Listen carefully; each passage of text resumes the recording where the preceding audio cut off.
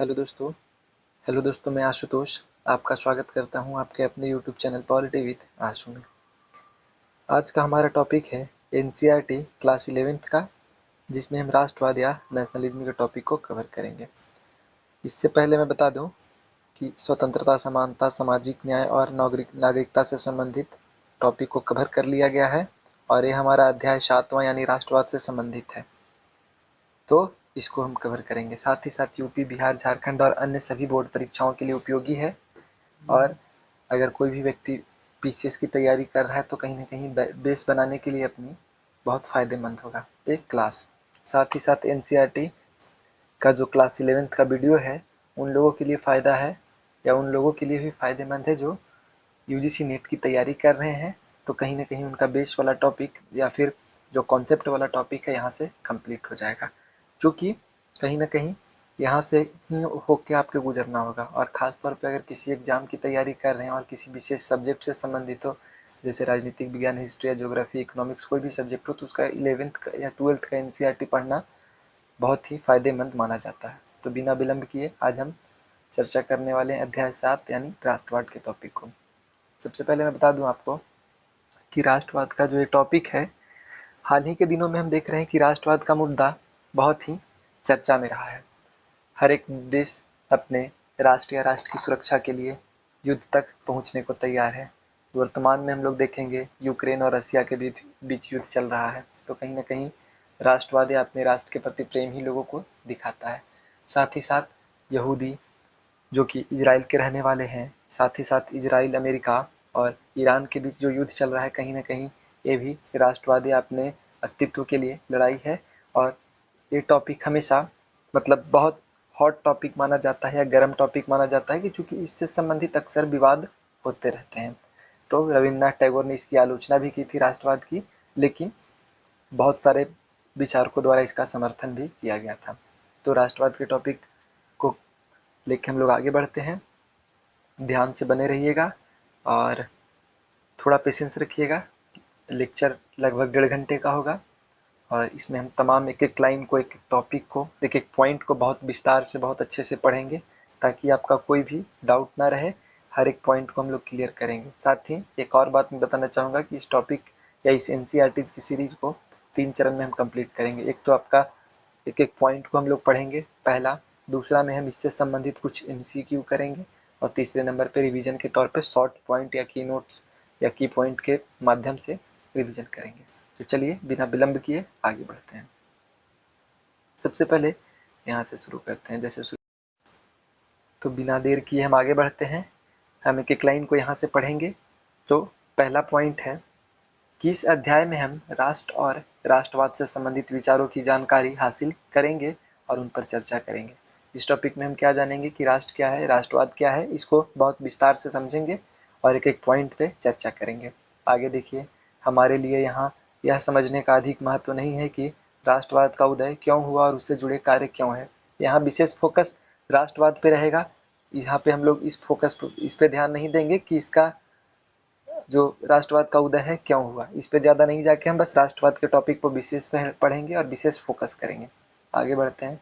बल्कि हमारे लिए राष्ट्रवाद के बारे में सावधानीपूर्वक सोचना और इसके साथ इसमें निहित अधिकार और आकांक्षाओं की परख करना महत्वपूर्ण है। आगे देखिए, इस अध्याय के अध्ययन मनन से हम क्या सीखेंगे। तो 3 पॉइंट दिया हुआ है कि राष्ट्र और राष्ट्रवाद की अवधारणाओं को समझेंगे कि राष्ट्र क्या होता है, राष्ट्रवाद क्या होता है, राष्ट्रवाद से हम क्या समझते हैं, उसका अर्थ, परिभाषा, सब कुछ जानेंगे। साथ ही साथ राष्ट्रवाद की क्या शक्ति और सीमाओं को स्वीकार करने की बात करेंगे। साथ ही साथ लोकतंत्र एवं राष्ट्रवाद के बीच संबंध सुनिश्चित करने की जरूरत को स्वीकार करने में समर्थ हो सकते हैं। आगे बढ़िए। थोड़ा यहाँ पे आपको लगा होगा कि समझ में नहीं आया, लेकिन जैसे जैसे हम आगे बढ़ेंगे तो एक एक पॉइंट बहुत विस्तार से और बहुत क्लियर होता जाएगा। तो सबसे पहले 7.1 का टॉपिक है कि राष्ट्रवाद का परिचय। सबसे पहले हम राष्ट्रवाद क्या है इसको जानेंगे। राष्ट्रवाद का परिचय क्या है, इस पे चर्चा करेंगे। तो राष्ट्रवाद शब्द के प्रति आम समझ क्या है। अब सबसे पहले आता है, किसी टॉपिक को हम पढ़ रहे हैं तो आखिर उसका जो आम समझ है, जिसके बारे में हम लोग जानते हैं, वो क्या है। राष्ट्रवाद का आम समझ क्या है। अगर मोटे तौर पर जनता की राय ले तो हम इस सिलसिले में देशभक्ति, राष्ट्रध्वज, देश के लिए बलिदान जैसे बातें सुनते हैं।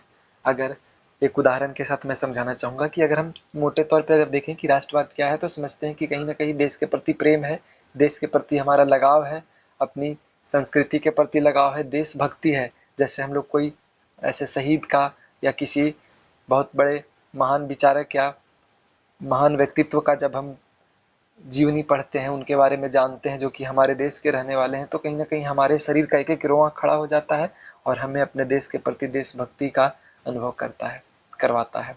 आज भी हम जब सारे जहाँ से अच्छा हिंदुस्तान हमारा पढ़ते हैं, तो कहीं न कहीं हमारे दिल में अपने देश के प्रति प्रेम झलक उठता है, जो है।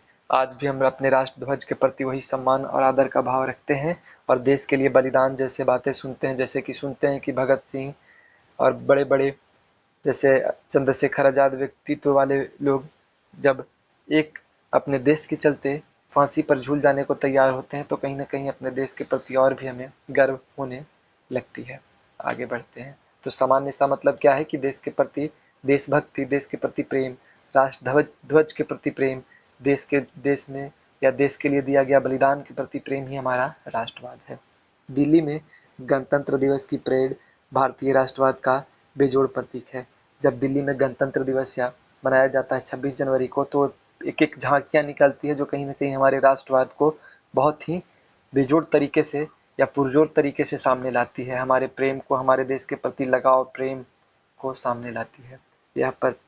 यह प्रतीक सत्ता और शक्ति यह प्रतीक जो है सत्ता और शक्ति के साथ विविधता को, भावनाओं को प्रदर्शित करता है कि लोगों के मन में अपने देश के प्रति क्या है, भावना है, सारे प्रकट होते हैं। कई लोग इस विविधताओं को भारतीय राष्ट्र से जोड़ते हैं, लेकिन अगर हम गहराई में जानने की कोशिश करें, तो पाएंगे कि राष्ट्रवाद की सुस्पष्ट और सर्वमान्य परिभाषा करना आसान नहीं है।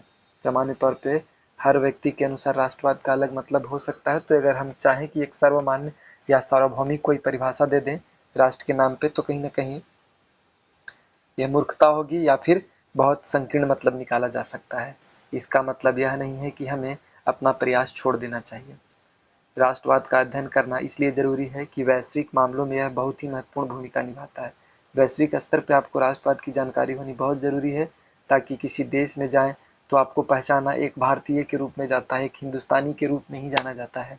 अपने देश के प्रति प्रेम वहाँ झलकता है। ठीक है। पिछले 2 शताब्दियों के दौरान राष्ट्रवाद एक ऐसे सम्मोहक राजनीतिक सिद्धांत के रूप में उभरा है जिसने इतिहास रचने में योगदान दिया है। ठीक है।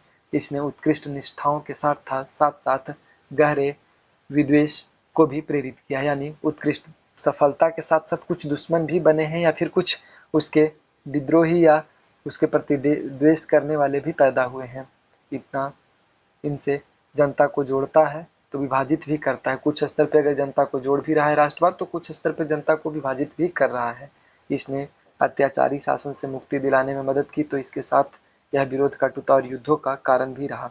अब देखिए, हम अगर जब अंग्रेजों के गुलाम थे, तो कहीं न कहीं हमारे अंदर राष्ट्रवाद का प्रेम आया और राष्ट्रवाद बहुत बड़ा मुद्दा रहा, जिसके चलते हमने उपनिवेशवाद या साम्राज्यवाद से मुक्ति की बात की। तो इसके लिए कहीं न कहीं हमें अपने जान माल का क्षति भी हुआ और बड़े-बड़े युद्ध के माध्यम से ही हमें राष्ट्रवाद की प्राप्ति हुई। सिर्फ गांधी जी के चरखे से नहीं, बल्कि ऐसे बहुत सारे अच्छे व्यक्तित्व के लोग हैं जिनके बलिदान के माध्यम से हमें भारत की आज़ादी प्राप्त हुई। तो अगर हम राष्ट्रवाद से प्रेम या सम्मोहन की बात करते हैं, तो कहीं न कहीं राष्ट्रवाद में युद्ध और कटुता को भी देखा जा सकता है कि एक राष्ट्र अपने राष्ट्रहित को बचाने के लिए, बढ़ावा देने के लिए दूसरे राष्ट्र या दूसरे देश को क्षति पहुंचा रहे हैं। तो हर देश अपने राष्ट्र या अपने देशवासियों के लिए कहीं न कहीं किसी न किसी रूप में संघर्ष में लगा हुआ है, जुटा हुआ है और इसमें काफ़ी जान माल की हानि भी हो रही है। आगे बढ़ते हैं। साम्राज्यों और राष्ट्रों के ध्वस्त होने का यह भी एक कारण है कि इसके चलते बहुत सारे साम्राज्य और राष्ट्र ध्वस्त होने वाले हैं। जैसे आज हम इजराइल फिलिस्तीन का जो संघर्ष देख रहे हैं, तो कहीं न कहीं हमें यह अंदाज़ा लग रहा है कि आने वाले समय में हो सकता है कि फिलिस्तीन का नामो निशान मिटा दिया जाए। तो इसके चलते कुछ राष्ट्र बनने के चक्कर में कुछ राष्ट्र ध्वस्त भी हो रहे हैं। राष्ट्रवादी संघों ने राष्ट्र और साम्राज्यों की सीमा के पूर्व निर्धारण में योगदान दिया है। कुछ तो राष्ट्र सीमा निर्धारण कर चुके हैं और कुछ राष्ट्र अभी भी कहीं न कहीं विस्तार के लिए, अपने सीमा का विस्तार करने के लिए संघर्ष कर रहे हैं। जैसे आज भी चीन का मानना है कि उसका एरिया और भी बहुत सारे देश में, जैसे भारत में भी, भारत, तिब्बत, नेपाल, सिक्किम और अरुणाचल प्रदेश वाले एरिया पे कहीं ना कहीं चीन अपना दावा करता है। तो इससे यही प्रतीत होता है कि उसके पास तो अपना सीमा है, लेकिन आज भी पुनः निर्धारण या फिर अपने सीमा का विस्तार करने की लालसा कहीं ना कहीं उसके मन में है। साथ ही साथ आज रूस और यूक्रेन का वार देखेंगे, युद्ध देखेंगे, तो हमें यह प्रतीत होता है कि ये भी बहुत बड़ा राष्ट्रवाद का कारण है कि कहीं ना कहीं रूस अपने विस्तार को बढ़ाना चाहता है, विस्तार करना चाहता है। तो कहीं ना कहीं राष्ट्रवाद का ये बहुत बड़ा कारण है। आज भी दुनिया का एक बड़ा भाग विभिन्न राष्ट्र राज्यों में बटा हुआ है, बिल्कुल बहुत सारे राष्ट्र राज्यों में बटे हुए हैं। हालांकि राष्ट्रों की सीमाओं के पूर्ण संयोजन की प्रक्रिया अभी खत्म नहीं हुई है और मौजूदा राष्ट्रों के अंदर भी अलगाववादी संघर्ष आम बात है। जैसे भारत में ही कश्मीर की अलग होने की बात की जाती है, खालिस्तान जैसे अलग राष्ट्र की मांग की जाती है कि अलग देश होना चाहिए। तो आज भी अगर कोई राष्ट्र या कोई देश कहता है कि हम पूर्णतः राष्ट्रवाद से या राष्ट्रवाद से परिपूर्ण है और अपने देश की सीमा का निर्धारण कर चुके हैं, तो कहीं ना कहीं दिक्कत है। भारत में जैसे खालिस्तान की मांग की जाती है, वैसे ही पाकिस्तान में बलूचिस्तान की मांग की जाती है। तो अलग अलग देशों में कहीं ना कहीं आज भी देश के अंदर ही अलगाववादी संघर्ष देखे जा सकते हैं। आगे बढ़ते हैं। आगे हमारा है कि राष्ट्रवाद कई चरणों से गुजर चुका है। बिल्कुल सही बात है। उदाहरण के लिए 19वीं सदी के यूरोप में इसने कई छोटे छोटे रियासतों के एकीकरण से बेहतर राष्ट्र राज्यों की स्थापना का मार्ग प्रशस्त किया। जैसे बहुत सारे रियासतों को मिला के एक राष्ट्र या एक देश की संज्ञा या एक देश का रूप दिया गया। आज भारत की स्थिति है कि भारत जब 1947 में आज़ाद हुआ था, तो उस समय भारत कई ब्रिटिश प्रांत और कई रियासतों में बटा हुआ था और इसमें सरदार पटेल की भूमिका बहुत महत्वपूर्ण मानी जाती है और विभिन्न रियासतों और विभिन्न विभिन्न ब्रिटिश कॉलोनी से बात करके उनके द्वारा एक संगठित और एक एकीकृत देश का निर्माण किया गया, जिसमें कई बाधाएं भी आई। जैसे जम्मू कश्मीर को मिलाने को लेकर भी बहुत बाधा आया। फिर साथ ही साथ हैदराबाद के निजाम के द्वारा भी बहुत सारे संघर्ष के बाद देश का एकीकरण संभव हुआ। आगे बढ़ते हैं। आज के आज के जर्मनी और इटली का गठन, एकीकरण और सुदृढ़ीकरण की इसी प्रक्रिया के जरिए किया गया है। जैसे उदाहरण के तौर पर इटली और जर्मनी भी कहीं ना कहीं इसी का देन है। लातिनी अमेरिका यानी लैटिन अमेरिका की बात कर रहा है, उत्तरी अमेरिका, सॉरी, दक्षिणी अमेरिका की बात कर रहा है। लैटिन अमेरिका में बड़ी संख्या में नए राज्य भी स्थापित किए गए थे। राज्य की सीमाओं के सुदृढ़ीकरण के साथ स्थानीय निष्ठा और बोलियां भी उत्तरोत्तर राष्ट्रीय निष्ठाओं एवं सर्वमान्य जनभाषाओं के रूप में विकसित हुई हैं। बिल्कुल, स्थानीय भाषाएं, स्थानीय बोली, स्थानीय संस्कृति भी कहीं ना कहीं राष्ट्रवाद को उजागर का बहुत बड़ा कारण या बहुत बड़ी कारण बनती है। आगे बोलिए, आगे बढ़ते हैं। नए राष्ट्रों के लोगों ने एक नई राजनीतिक पहचान अर्जित की जो राष्ट्र राज्य की सदस्यता पर आधारित थी। पिछली शताब्दी में हमने अपने देश के सुदृढ़ीकरण की ऐसी ही प्रक्रिया से गुजरते देखा कि हमारा देश भी कहीं ना कहीं सेम प्रक्रिया से गुजर चुका है और हमें इसका अनुभव है। हमारे यहाँ भी कहीं ना कहीं संघर्ष के माध्यम से स्वतंत्रता प्राप्त की गई, देश के प्रति प्रेम जागा और लोगों के द्वारा विद्रोह किया गया या संघर्ष किया गया और अंततः भारत जैसे इतने विशाल राष्ट्र की स्वतंत्रता संभव हुई। आगे बढ़ते हैं। लेकिन राष्ट्रवाद बड़े बड़े साम्राज्यों के पतन में हिस्सेदार भी रहा है। बहुत सारे ऐसे साम्राज्य हैं जिनका राष्ट्रवाद के चलते पतन भी हुआ है।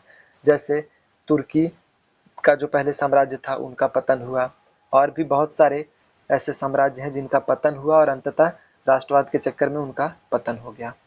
यूरोप में 20वीं शताब्दी के आरंभ में ऑस्ट्रियाई हंगरियों और रूसी साम्राज्य तथा इनके साथ एशिया और अफ्रीका में ब्रिटिश, फ्रांसीसी, डच और पुर्तगाली साम्राज्य के विघटन के मूल में राष्ट्रवाद ही था।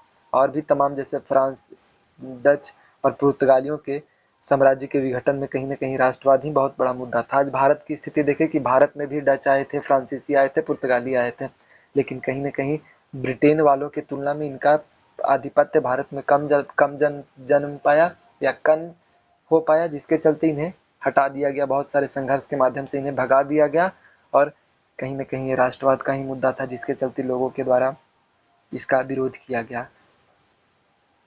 भारत तथा अन्य पूर्व उपनिवेशों के औपनिवेशित शासन से स्वतंत्र होने के संघर्ष भी राष्ट्रीय संघर्ष थे। ये संघर्ष विदेशी नियंत्रण से स्वतंत्र राष्ट्र राज्य स्थापित करने की आकांक्षाओं से प्रेरित था।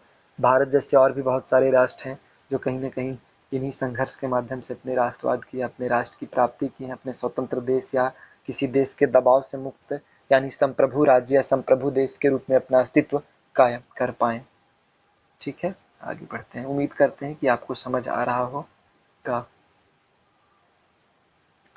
अगला टॉपिक हमारे पास है राष्ट्रों की सीमाओं के पूर्ण निर्धारण की प्रक्रिया अभी भी जारी है। बिल्कुल सही बात है कि अभी भी बहुत सारे राष्ट्रों के द्वारा दावा किया जाता है और अपने सीमाओं का पूर्ण निर्धारण की बात की जाती है। आज पाकिस्तान के द्वारा आए दिन डिमांड किया जाता है कि जम्मू कश्मीर उसे दे दिया जाए, जबकि वास्तविक रूप में यह भारत का हिस्सा है। साथ ही साथ चीन का ही उदाहरण मैंने दिया कि अरुणाचल प्रदेश, तिब्बत, सिक्किम वाले एरिया पर अपना आधिपत्य जमाना या अपने 5 अंगुलियों के सिद्धांत के माध्यम से कायम करना चाहता है। तो आज भी कहीं न कहीं उनकी आकांक्षा खत्म नहीं हुई है और किसी न किसी रूप में यह बीच बीच में चिंगारी पकड़ते रहती है। 1960 के दशक से ही सीधे तौर पर सुस्थिर राष्ट्र राज्य के कुछ समूह या अचलों द्वारा उठाई गई राष्ट्रीय मांगों का सामना करते रहे हैं। इन मांगों में पृथक राज्य की मांग भी शामिल है कि बहुत स्तर पर अलग अलग राज्य की मांग की जाती है। इस स्तर में झारखंड, छत्तीसगढ़ और उत्तराखंड भी अलग हुआ है।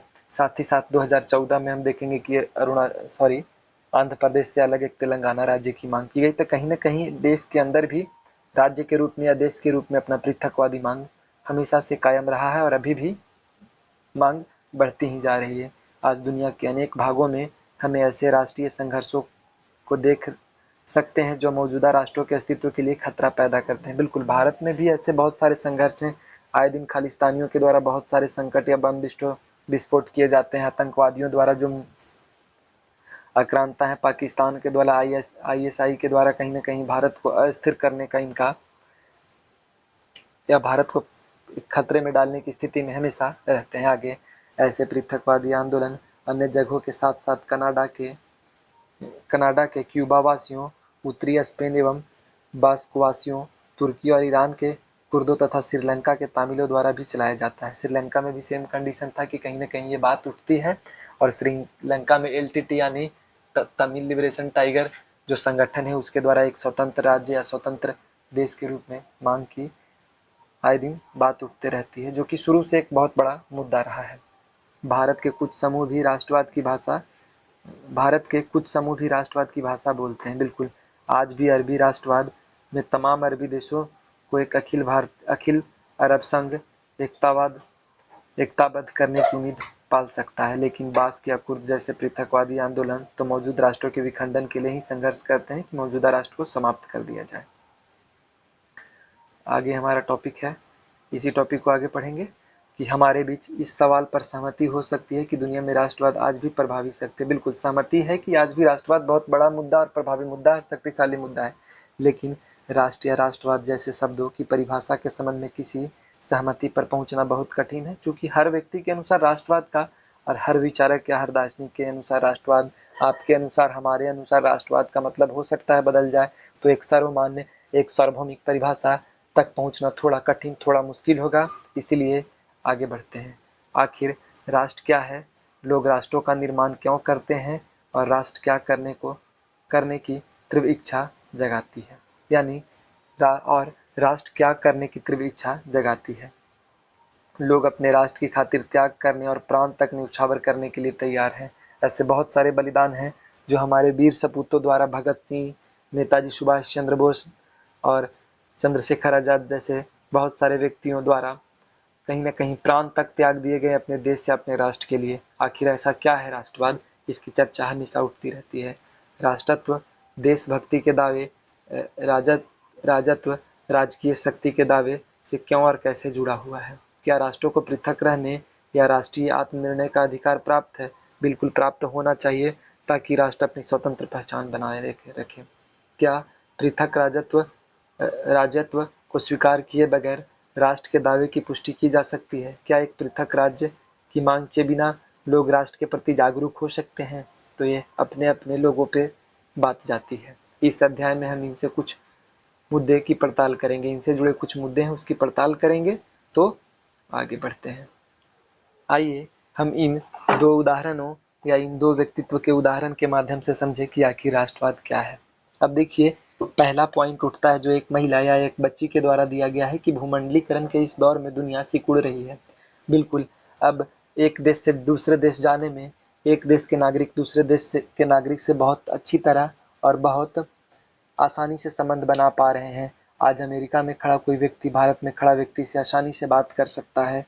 तो कहीं न कहीं दुनिया सिकुड़ गई है या एक गाँव की तरह हो गई है कि कभी भी किसी से फ़ोन लगा के हम बात कर सकते हैं, भले ही वह दुनिया के किसी भी हिस्से में रहता हो। हम एक विश्वग्राम में रह रहे हैं। बिल्कुल, राष्ट्र अब अप्रासंगिक हो चले हैं। अब देखिए, इस महिला के द्वारा तर्क दिया गया कि चूंकि भूमंडलीकरण के दौर में राष्ट्र अप्रासंगिक हो गया और हम एक गांव के रूप में रह रहे हैं, इसलिए राष्ट्र अप्रासंगिक हो गई। तो कहीं न कहीं आज पूर्णतः राष्ट्र को अप्रासंगिक कहना मूर्खता या गलत होगा, क्योंकि आज भी राष्ट्र के नाम पे एक दूसरे से लोग लड़ रहे हैं।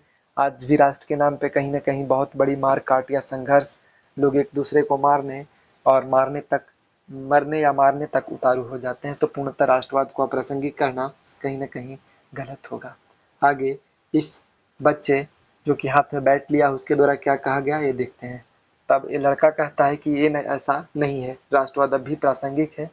आप इसे तब देख सकते हो जब आप भारतीय क्रिकेट टीम बाहर खेलने जाती हो है, या तब हम बाहर बसे हुए भारतीयों को बॉलीवुड की फिल्म देखते हुए पाते हैं। अब देखिए, इसका कहता है कि देखिए, राष्ट्रवाद आपको हो सकता है कि लगे कि अप्रासंगिक हो गई, लेकिन हमारा राष्ट्रवाद, हमारा देशभक्ति तब जागृत होता है जब हम भारत और पाकिस्तान का मैच होते हुए देखते हैं। भारत का खिलाड़ी भारत में या फिर भारत के बाहर खेलता है तो और जीत गया, तो उस कंडीशन में हमारा राष्ट्रवाद जागृत हो जाता है। अपने दूसरे देश में रहने वाले भारतीयों के प्रति हमारा राष्ट्रवाद जागृत होता है। तो कहीं न कहीं राष्ट्रवाद या राष्ट्रवाद को पूर्णतः अप्रासंगिक कहना गलत होगा। इसलिए आज भी हम राष्ट्रवाद से भरपूर हैं। राष्ट्रवाद हमारे अंदर दिखाई देती है जब कभी भी मैच होता है, क्रिकेट मैच होता है या किसी विदेश में रह रहे भारतीयों को देखते हैं तो हम गर्व की अनुभूति करते हैं। तो राष्ट्रवाद आज भी प्रासंगिक उतनी ही है जितना पहले थी। तो आगे बढ़ते हैं कि आज भी राष्ट्रवाद का मुद्दा कहीं न कहीं हमारे बीच उसी रूप में खड़ा होता है जो आज से 100 साल या 200 साल पहले खड़ा होता था। अब देखते हैं कि राष्ट्र और राष्ट्रवाद क्या है, इसकी चर्चा करते हैं 7.2 में। तो प्रश्न है, राष्ट्र जनता का कोई आकस्मिक समूह नहीं है कि अचानक से बन गया। कोई राष्ट्र एक ऐसा समूह नहीं है जो अचानक से बन गया, बल्कि इसकी एक लंबी प्रक्रिया के बाद जन्म होता है। लेकिन यह मानव समाज में पाए जाने वाले अन्य समूह अथवा समुदायों से अलग है। जो हमारे आसपास के समूह है उससे अलग है और उससे ज़्यादा महत्वपूर्ण है कहीं ना कहीं राष्ट्र। यह परिवार से भी अलग है। परिवार तो प्रत्यक्ष संबंधों पर आधारित है, डायरेक्ट संबंध है कि हमारा कौन बाप है, कौन माँ है, कौन भाई है, कौन बहन है, डायरेक्ट संबंध पर आधारित है। जबकि राष्ट्र में ऐसा नहीं है, जिसका प्रत्येक सदस्य दूसरे सदस्यों के व्यक्तित्व और चरित्र के बारे में व्यक्तिगत जानकारी रखता है। हालांकि हम लोग आसपास के लोगों से लगभग लोगों को जानते हैं जो आसपास हमारे रहते हैं और उनके विषय में, उनके चरित्र के बारे में कहीं ना कहीं हम जानकारी रखते हैं। यह जनजातीय, जातीय और अन्य सगोत्रीय समूहों में भी अलग है। इन समूहों में विवाह और वंश परंपरा सदस्यों को आपस में जोड़ता है। अब कह रहा है कि एक जैसे वंश या एक जैसे गोत्र के रहने वाले लोगों के बीच कम से कम इतना है कि एक जैसे गोत्र के लोग कम से कम आपस में शादी कर लेते हैं, लेकिन राष्ट्र में ऐसा कुछ नहीं है। इसलिए यदि हम सभी सदस्य को व्यक्तिगत रूप से नहीं भी जानते हो तो भी जरूरी पड़ने पर हम उन सूत्रों को ढूंढ निकालते हैं जो हमें आपस में जोड़ते हैं। अब देखिए, राष्ट्र के तौर पे अगर हम देखते हैं कि हो सकता है कि हम व्यक्तिगत रूप से सबको नहीं जानते हो, लेकिन जब हमारी ज़रूरत पड़ती है, जब हमें लगता है, तो उस कंडीशन में हम कहीं ना कहीं लोगों के बारे में पता लगा लेते हैं। आज एक उदाहरण के साथ समझेंगे कि मान लीजिए कि हमारे आसपास हमारी बहन या हमारे भैया के लिए लड़की या लड़का देखा जा रहा है, तो उस कंडीशन में हम अपने ही सगोत्र में सबको नहीं जानते हैं।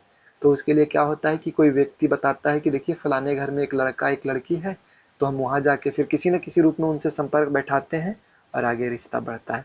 चूँकि हम डायरेक्ट तो उनको जानते नहीं, लेकिन किसी न किसी के माध्यम से उनके तक पहुँच पाते हैं। ठीक है, आगे बढ़ते हैं। लेकिन राष्ट्र के सदस्य के रूप में हम अपने राष्ट्र के अधिकतर सदस्यों को सीधे तौर पे न कभी जान पाते हैं और न ही उनके साथ वंशानुगत नाता जोड़ने की ज़रूरत पड़ती है। अब देखिए, कितना बढ़िया बात कहा गया है कि हम आसपास के लोगों को तो हम आसानी से जानते हैं, लेकिन एक राष्ट्र में रहने वाले या एक देश में रहने वाले क्या हम सब लोगों को जानते हैं या सीधे तौर पर उनके साथ हम संबंध बना पाते हैं? जैसे आप सोचिए कि कोई साउथ में रहने वाला व्यक्ति है, क्या उसको व्यक्तिगत रूप से आप जानते हैं? क्या व्यक्तिगत रूप से आप उससे जुड़े हुए हैं? बिल्कुल नहीं, हम उनको नहीं जानते हैं। क्या हम उनके वंश से संबंधित हैं? क्या उनके वंश से कोई हमसे संबंधित है? बिल्कुल नहीं।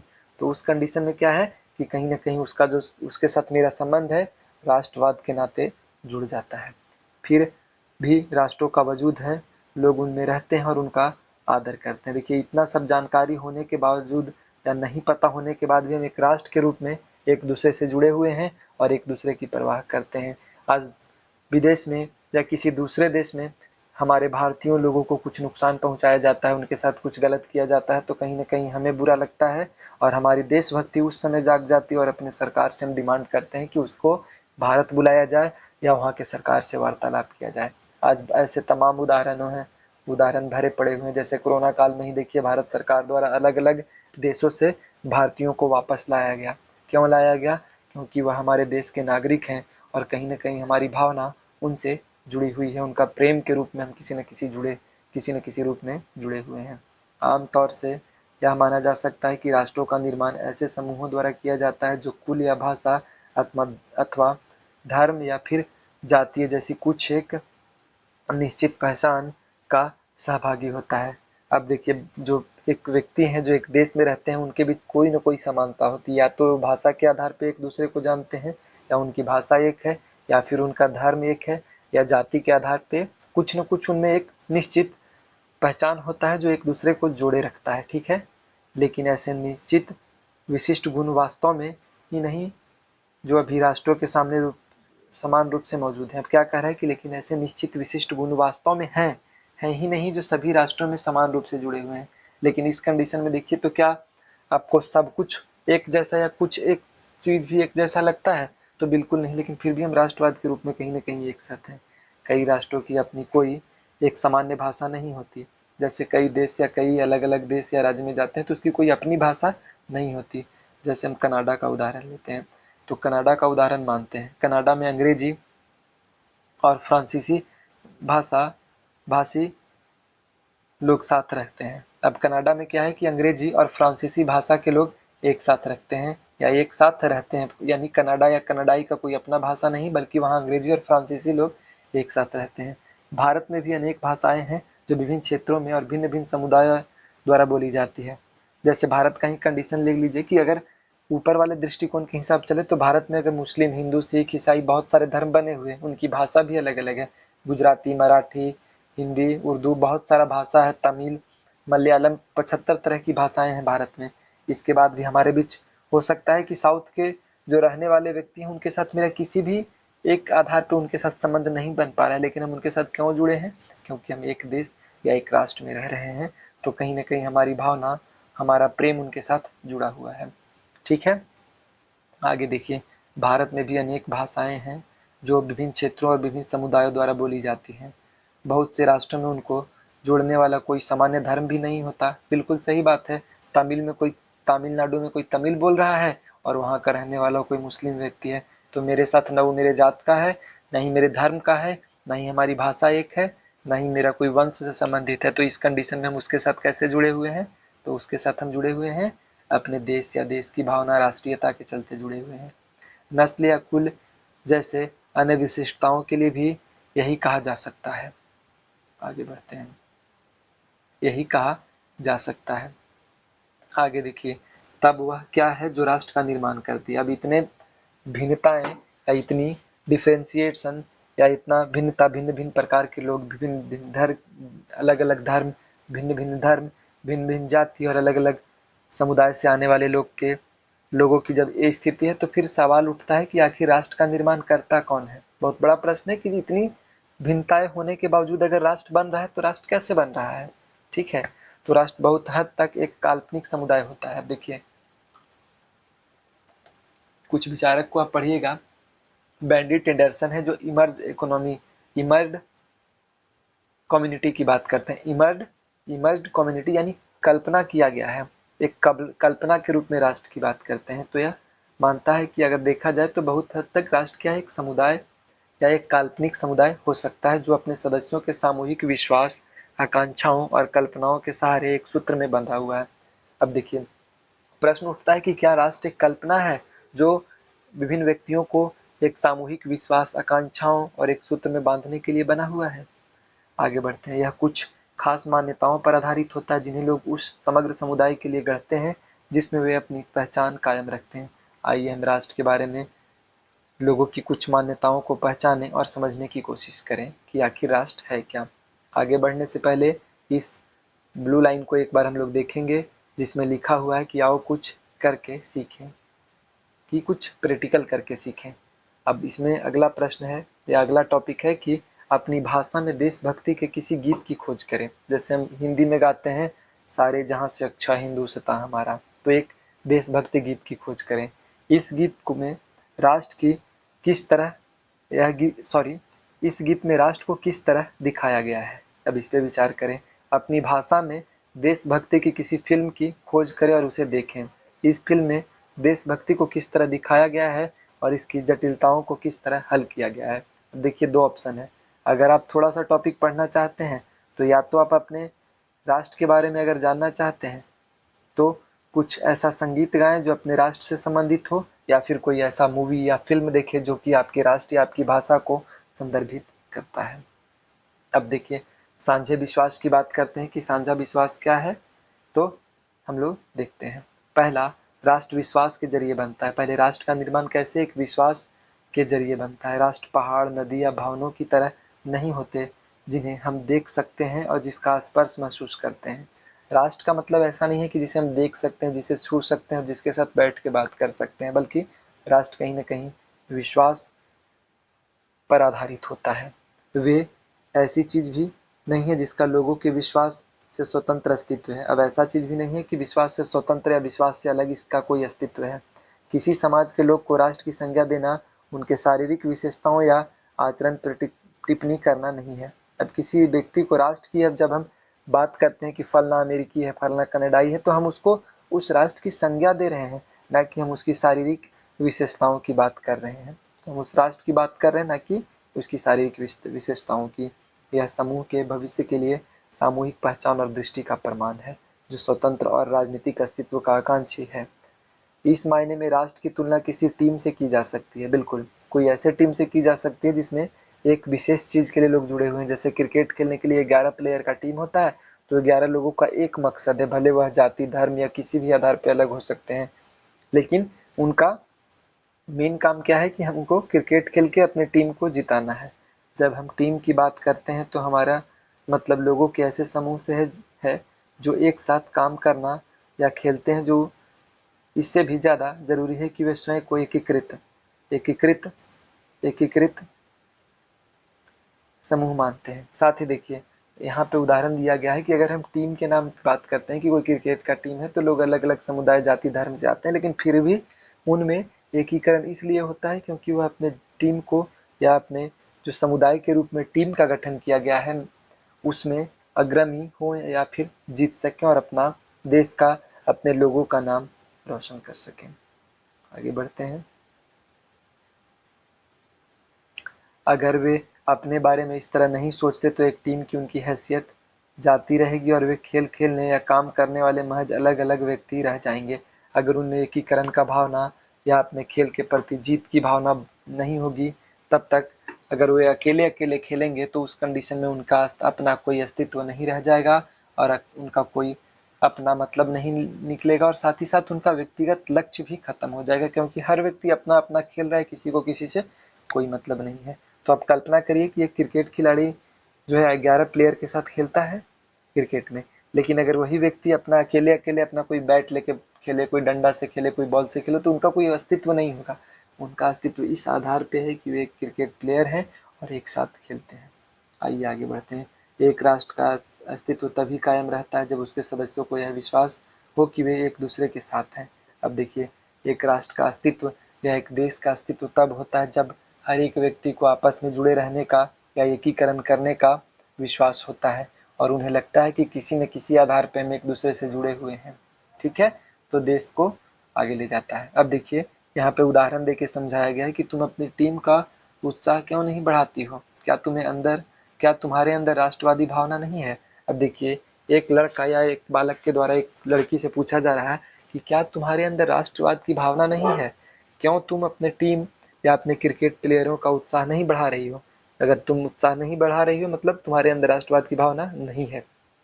आगे देखिए उस महिला या लड़की के द्वारा क्या कहा जा रहा है।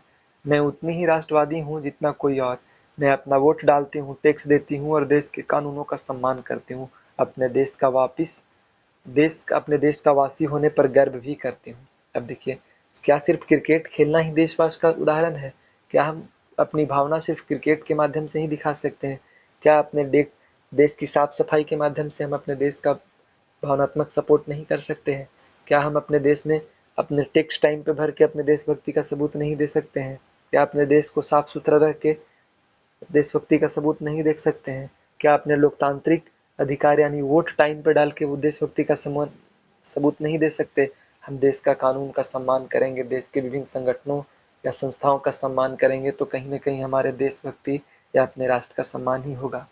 तो इसका कहना है कि भले हम क्रिकेट में नहीं कर रहे हैं लेकिन और मामलों में जैसे टैक्स टाइम पे दे रहे हैं, कानून का सम्मान कर रहे हैं, वोट डाल रहे हैं और भी बहुत सारी काम करें जो कहीं न कहीं क्रिकेट के अलावा भी देशभक्ति का उदाहरण है। अब इसका कुछ इतिहास देखते हैं। कोई भी टॉपिक हम पढ़ते हैं तो उसका कुछ न कुछ अपना इतिहास होता है। अब इतिहास क्या है कि दूसरा जो लोग आपको एक राष्ट्र मानते हैं, पहला कि दूसरा जो लोग आपको एक राष्ट्र मानते हैं उनके भीतर अपने बारे में बहुधा अस्थायी ऐतिहासिक पहुंच की भावना होती है। यानी राष्ट्र खुद को इस रूप में देखते हैं जैसे वे बीते अतीत के साथ साथ आगत भविष्य को सिमेटे हुए हैं। वे देश की स्थिति या एक सेकेंड वह वे देश की अस्थायी पहचान का खाका प्रस्तुत करने के लिए सांझी स्मृतियाँ, किंवदंतियाँ और ऐतिहासिक अभिलेखों की रचना करने के जरिए अपने लिए इतिहास बोध निर्मित करते हैं। बहुत सारे देश के लोग हैं जो अपने लिए राष्ट्रवाद या राष्ट्र की भावना के लिए विभिन्न स्मृतियाँ, किंवदंतियाँ, वैसी कहावत की बात की जाती है। अपने इतिहास को हम पढ़ते हैं तो हमें जानकारी होती है और इससे संबंधित इतिहास बोध हमें होता है। इस प्रकार भारत के राष्ट्रवादियों ने यह दावा करने के लिए कि एक सभ्यता के बतौर भारत का लंबा और अटूट इतिहास रहा है। एक सभ्यता के तौर पर भारत का इतिहास बहुत लंबा और अटूट रहा है और यह सभ्यता मूलक निरंतरता और एक भारतीय राष्ट्र की बुनियाद है। देश का प्राचीन सभ्यता और सांस्कृतिक विरासत तथा अन्य उपलब्धियों का साक्ष्य प्रस्तुत करता है। उदाहरण के लिए अगर हम देखें तो नेहरू ने अपनी किताब डिस्कवरी ऑफ इंडिया, देखिए वन लाइनर क्वेश्चन पूछ सकता है कि डिस्कवरी ऑफ इंडिया किसकी पुस्तक है? तो यह नेहरू की पुस्तक है। डिस्कवरी ऑफ इंडिया किसकी पुस्तक है? तो नेहरू की पुस्तक है। अब इसमें क्या बात की गई है? हालांकि अब इसमें नेहरू क्या कहते हैं कि हालांकि बाहरी रूप से लोगों में विविधता और अनगिनत भिन्नताएं हैं। अगर बाहरी रूप से हम किसी व्यक्ति को देखते हैं तो बहुत सारे अंतर और विविधता दिख जाएगी, लेकिन हर जगह एकात्मकता की वह जबरदस्त छाप थी जिससे हमें युगों तक साथ जोड़े रखा। और वही अगर हम देखेंगे कि व्यक्तिगत या शारीरिक भिन्नताएं हमें हो सकती हैं लेकिन एक एकात्मकता है जो एक राष्ट्र के रूप में कि हम भारत का निवासी हैं, वे हम लोगों को कहीं न कहीं युगों से एक साथ जोड़े रखी है। चाहे हमें जो भी राजनीतिक भविष्य या दुर्भाग्य झेलना पड़े, चाहे किसी भी स्थिति पे। आप सोचिए कि जो भारत की आज़ादी के लिए लड़ रहे थे, अगर उनके अंदर राष्ट्रवाद का बोध नहीं होता तो क्या वे भारत के लिए कभी लड़ पाते? क्या हमारे देश की स्वतंत्रता के लिए लड़ पाते? तो बिल्कुल नहीं। कहीं न कहीं हमारे देश के लोगों को ये जागरूकता मिली और अपने अंदर या अपने देश के प्रति राष्ट्र प्रेम जागा और कहीं न कहीं संघर्ष करने को तैयार हुए। अब देखिए भू क्षेत्र। तीसरी बात है कि बहुत सारे राष्ट्रों की पहचान एक खास भौगोलिक क्षेत्र से जुड़ी होती है। बिल्कुल अलग-अलग राष्ट्र का अपना भौगोलिक क्षेत्र होता है। किसी खास भू क्षेत्र पर लंबे समय तक साथ-साथ रहना और उससे जुड़ी साझे अतीत की यादें लोगों को एक समूह पहचान का बोध कराती है। अब एक उदाहरण यहाँ भी है कि एक भू क्षेत्र है जहाँ पे लोग बहुत लंबे समय से रह रहे हैं और उनका साझा इतिहास और संस्कृति रहा है, तो उस आधार पे भी लोग एक साथ या एक समूह के रूप में जुड़े रहते हैं। ये उन्हें एक होने का एहसास कराती हैं। ठीक है, इसलिए यह आश्चर्यजनक नहीं है कि जो लोग स्वयं को एक राष्ट्र के रूप में देखते हैं एक गृह भूमि की बात करते हैं। ठीक है, कोई राष्ट्र के रूप में है तो अपनी एक भूमि की बात करते हैं, अपने देश की बात करते हैं, अपने देश के लिए लड़ने की बात करती हैं। ये लोग जिस भू क्षेत्र पर अपना अधिकार जमाते हैं, जिस जगह रहते हैं उस पर अपना दावा पेश करते हैं, उसे बहुत महत्वपूर्ण देते हैं, उसको बहुत महत्व देते हैं और उसकी रक्षा करना चाहते हैं। राष्ट्र अपनी अपनी गृह भूमि का अब है कि राष्ट्र अपनी अपनी गृह भूमि का विभिन्न तरीकों से बखान करते हैं। अब राष्ट्रवाद है कि विभिन्न तरीके से आपका जो गृह भूमि जहाँ आप रहते हैं, अपना आपका जो राष्ट्र का भू क्षेत्र है, उसका किसी न किसी रूप में बखान करते हैं। जैसे कोई इसे मातृभूमि या पितृभूमि कहता है। जैसे बी डी सावरकर के द्वारा भारत को मातृभूमि और पितृभूमि की संज्ञा दी थी कि हमारा मातृभूमि माँ के समान है। भारत को हम लोग माँ के रूप में देखते हैं। तो कोई इसे मातृभूमि या पितृभूमि, पिता की भूमि कहता है, तो कोई पवित्र भूमि मानता है।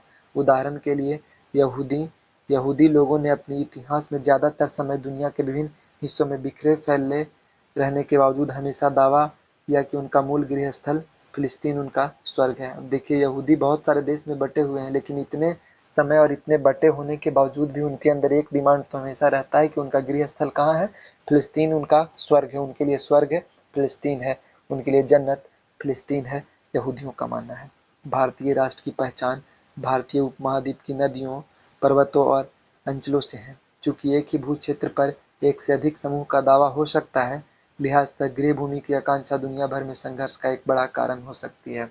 अब देखिए, कह रहा है कि अब हो सकता है कि एक ही भूमि के लिए अलग अलग लोगों के द्वारा या अलग अलग राष्ट्रों के लिए संघर्ष का कारण बन सकती है, क्योंकि एक से अधिक लोग उस पर दावा करेंगे। आज इजराइल का जो जेरूसलम है, वहाँ पे तीन धर्मों का महत्वपूर्ण स्थान माना जाता है, जिसमें ईसाइयों के लिए, यहूदियों के लिए और इस्लाम के लिए है, जो मुस्लिम है। अब तीनों धर्म में कभी न कहीं इस चीज़ को लेकर हमेशा संघर्ष होता रहता है और अपने अपने लिए या अपना दावा हमेशा करते रहते हैं। आज भी जो गृह युद्ध चल रहा है, आज भी जो युद्ध चल रहा है अमेरिका, इजराइल और ईरान के बीच, कहीं न कहीं इसका प्रमुख कारण है। आगे बढ़ते हैं, साझे राजनीतिक आदर्श की बात करते हैं। साझे राजनीतिक आदर्श क्या है? तो साझे राजनीतिक आदर्श में हम लोग देखेंगे कि चौथा, हालांकि अपना भू क्षेत्र और साझी ऐतिहासिक पहचान लोगों में एक होने का बोध पैदा करने में महत्वपूर्ण भूमिका निभाती है, लेकिन भविष्य के बारे में साझा नजरिया और अपना स्वतंत्र राजनीतिक अस्तित्व बनाने की सामूहिक पहचान ही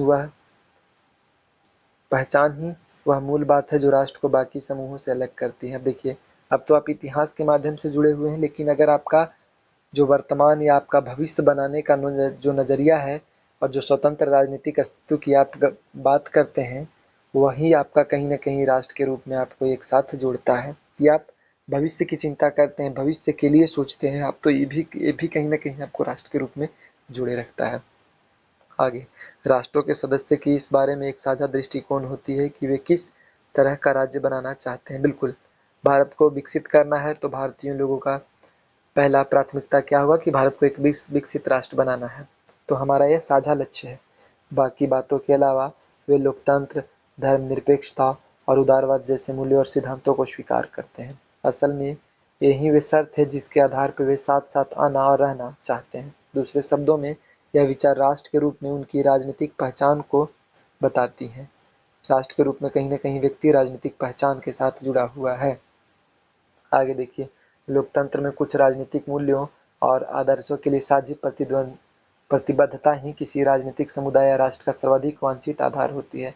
अगर किसी राजनीतिक आधार पर लोग जुड़े हुए हैं, अगर कांग्रेस जैसे पार्टी या बीजेपी जैसे पार्टी के साथ लोग जुड़े हुए हैं, तो कहीं न कहीं उनकी अपनी कोई विशेषता या अपनी उनकी कुछ महत्वाकांक्षा के आधार पर उस पार्टी के उतर रही होगी, तो उस बेसिस पे उनसे उनका उस समर्थन करते हैं। तो लोकतंत्र में कुछ राजनीतिक मूल्य आदर्शों के लिए साझी प्रतिबद्धता ही किसी राजनीतिक समुदाय या राष्ट्र का सर्वाधिक वांछित आधार है। इसके अंतर्गत राजनीतिक समुदाय के सदस्य कुछ दायित्वों से बंधे होते हैं। ये दायित्व सभी लोगों के नागरिकों के रूप में अधिकारों को पहचान लेने से पैदा होती है। अगर राष्ट्र के नागरिक अपने सह नागरिकों के प्रति अपनी जिम्मेदारियों को जाने और मान ले, तो इससे राष्ट्र मजबूत होता है। अगर भारत का नागरिक एक दूसरे के प्रति अपनी ईमानदारी, अपनी जिम्मेदारी को समझ ले, तो कहीं न कहीं राष्ट्र मजबूत होता है। हम यहाँ तक कह सकते हैं कि आपसी जिम्मेदारी के इस परिप्रेक्ष्य को मान लेना राष्ट्र के प्रति वफादारी की सबसे बड़ी परीक्षा है। बिल्कुल, एक दूसरे के प्रति वफादार रहिए, एक दूसरे के प्रति अच्छा सोचिए, तो कहीं न कहीं आपकी राष्ट्रीयता विशेष रूप से उभर के सामने आती है। अब देखिए, साझा राजनीतिक पहचान की बात करते हैं। बहुत से लोगों का मानना है कि हम जैसे राज्य या समाज बनाना चाहते हैं, उसके बारे में साझी राजनीतिक दृष्टिकोण व्यक्तियों को एक राष्ट्र के रूप में बांधने के लिए पर्याप्त नहीं है।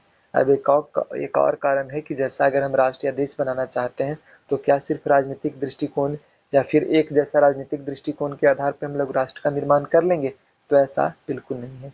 इसके स्थान पर वह एक समान भाषा या जातीय वंश परंपरा जैसी साझी संस्कृति पहचानना चाहते हैं।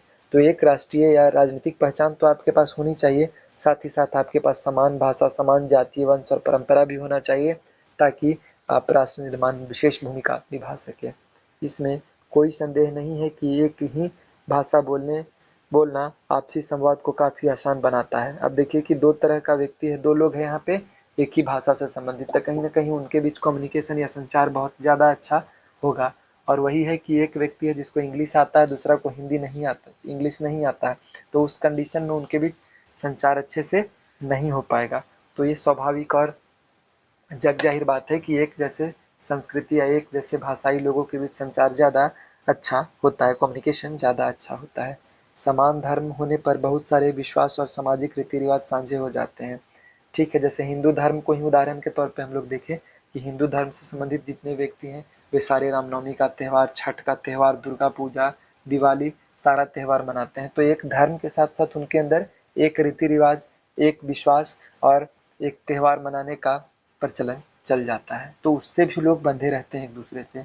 एक जैसा त्यौहार मनाना, एक जैसे मौक़ों पर छुट्टियां चाहना और एक जैसे प्रतीकों को धारण करना लोगों को करीब ला सकता है, लेकिन साथ ही यह उन मूल्यों के लिए खतरा भी उत्पन्न करता है जिन्हें हम लोकतंत्र में महत्वपूर्ण मानते हैं, लेकिन कुछ स्तर पर ऐसे मूल्य खतरा भी पैदा करते हैं। आगे बढ़ते हैं। आगे हमारा है, थोड़ा लंबा टॉपिक होगा, लेकिन उम्मीद करते हैं कि आप लोग पेशेंस रख के सुनेंगे और समझेंगे। आगे देखिए, इसके दो कारण हैं।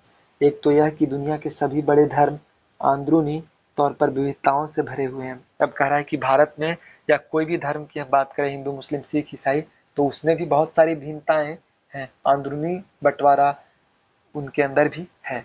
वे अपने समुदाय के अंदर चलने वाले संवाद के कारण ही बने और बढ़े हैं। परिणाम स्वरूप धर्म के अंदर बहुत से पंथ बन चुके हैं और धार्मिक ग्रंथ और नियमों की उनकी व्याख्या काफ़ी अलग अलग हो जाती है। अब देखिए, हिंदू धर्म में अक्सर कहा जाता है कि अलग अलग से वो पंथ या फिर अलग अलग बने हुए हैं। सेम कंडीशन मुस्लिम में शिया सुन्नी के आधार पर बटे हुए हैं, और जैन को देखा जाए तो श्वेतांबर या दिगंबर के रूप में है। सिख भी अपने आधार पर बटे हुए हैं। बुद्धिस्टों लोग भी हीनयान, महायान, वज्रयान के नाम पे अलग अलग पंथ में बटे हुए हैं। तो एक धर्म के अंदर भी बहुत सारी विविधताएं हैं। ईसाई को देखिए, कैथलिक और प्रोटेस्ट के बीच झगड़ा चल रहा है। तो एक धर्म के अंदर भी लोग एक दूसरे को बांट लिए हैं या अलग अलग व्याख्या करते हैं, तो उस कंडीशन में लोग बट जाते हैं।